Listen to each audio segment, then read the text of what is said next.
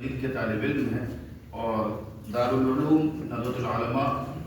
خوش نصیبی سے آپ جہاں پرواز چڑھ رہے ہیں، پڑھ رہے ہیں اور علم حاصل کر رہے ہیں، اس کو بر صغیر میں، پورے بر صغیر میں یہ تقدم حاصل ہے کہ سب سے پہلے براہ راست قرآن مجید کی تعلیم کا آغاز ندوے نے کیا ہے، اور اس میں بھی علامہ شبلی نعمانی رحمۃ اللہ علیہ کو تقدم حاصل ہے۔ یہ ان کا فکرہ تھا۔ ندوے کی جسے تحریک ندوہ کا دماغ کہا گیا، وہ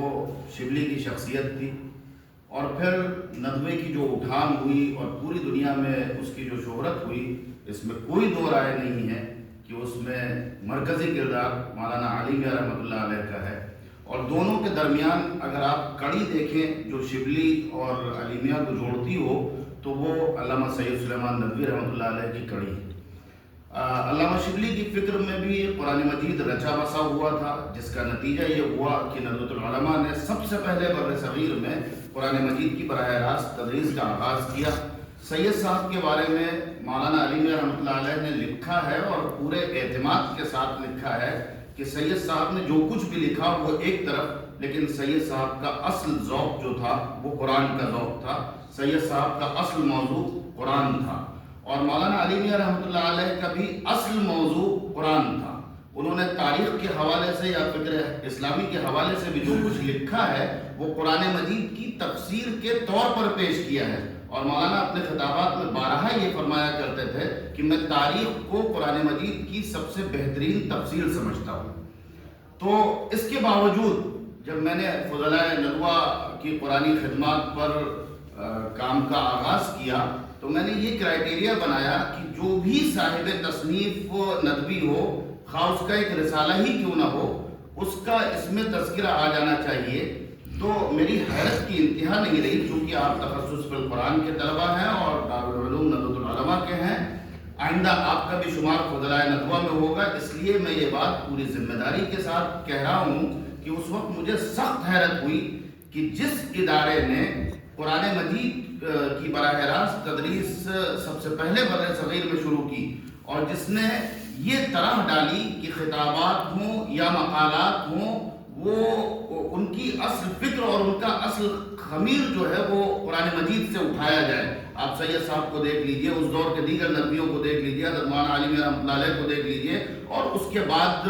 آنے والے بہت سے ندوی فضلاء کو دیکھ لیجئے۔ اس کے باوجود یہ حیرت ہوئی کہ آخر کیا وجہ ہوئی کہ ندوے کے کیمپس میں یا فضلاء ندوہ کے درمیان قرآن مجید کے سلسلے میں وہ علمی اور تصنیفی کام کیوں نہیں ہوا جس میں دوسرے ادارے بہت آگے نکل گئے۔ یہ ایک سوال ہے، اور جب تک ہم سوالات قائم نہیں کریں گے اور اس کے جوابات تلاشیں گے نہیں، تب تک اگلا سفر جو ہے وہ بہت مشکل ہوگا۔ میں نے پرسوں بہت صفائی کے ساتھ عرض کیا تھا کہ ہمیں اپنا راستہ خود بنانا ہے، ہمیں اپنی منزل خود طے کرنی ہے۔ ہم نے یہ عرض کیا تھا اور علامہ شبلی کی مثال دے کر کے عرض کیا تھا کہ عبقری زمانے کے رحم و کرم پہ نہیں رہتا ہے، عبقری چند موضوعات کے ارد گرد نہیں گھومتا ہے، عبقری اپنا راستہ خود بناتا ہے، عبقری حالات کے رحم و کرم پر نہیں جیتا ہے، بلکہ وہ حالات کا رخ موڑتا ہے۔ تو اس حوالے سے اس وقت بہت ضرورت ہے اس بات کی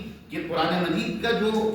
اس اعراب کی بحثوں پر بہت لکھا جا چکا، قرآن مجید کی بلاغی اعجاز پر بہت لکھا جا چکا، نیا کچھ بھی نہیں آئے گا، سب کتابوں میں موجود ہے۔ اس وقت ضرورت ہے کہ قرآن مجید کے دعوتی اعجاز کو پیش کیا جائے۔ اس وقت ضرورت ہے کہ علمی اسلوب میں زمانے کے تقاضوں کے مطابق قرآن مجید کا جو خطاب عام انسانوں سے ہے اس کو پیش کیا جائے۔ تخصص فی القرآن کے طلبہ کی یہ ذمہ داری ہے اور فضلاء ندوہ کی یہ ذمہ داری ہے کہ قرآن مجید کا کتاب ہدایت کے اعتبار سے پوری دنیا میں تعارف کرایا جائے۔ بہت قرآن پر کام ہوا ہے، بہت سارے ادارے ہیں، بہت ساری یونیورسٹیز ہیں، لیکن ٹل ڈیٹ ہم اس بات کے محتاج ہیں، اور ضرورت اس بات کی ہے کہ قرآن مجید کا جو تعارف ہونا چاہیے عام انسانوں کے سامنے وہ کرایا جائے۔ اور یہ اس وقت کا سب سے بڑا کام ہے۔ لوگوں کے ذہنوں میں سوال ہے،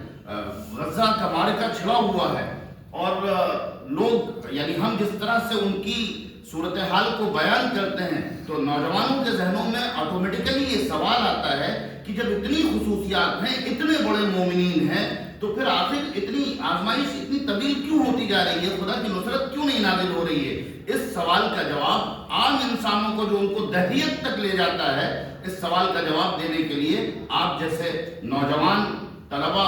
جن کا تعلق ندوۃ العلماء سے ہو، جو فکر ارجمند بھی رکھتے ہوں، جو زبان ہوشمند بھی رکھتے ہوں، ان کو ان جذبات کے تحت قرآن مجید کو پیش کرنا چاہیے، اور قرآن کا جو دعوتی اعجاز ہے، اس کی جو عصری معنویت ہے، وہ اس وقت لوگوں کے سامنے پیش کرنے کی ضرورت ہے، اسے پیش کرنا چاہیے۔ میں انہی باتوں پر اکتفا کرتا ہوں۔ جزاکم اللہ خیرا، بارک اللہ فیکم۔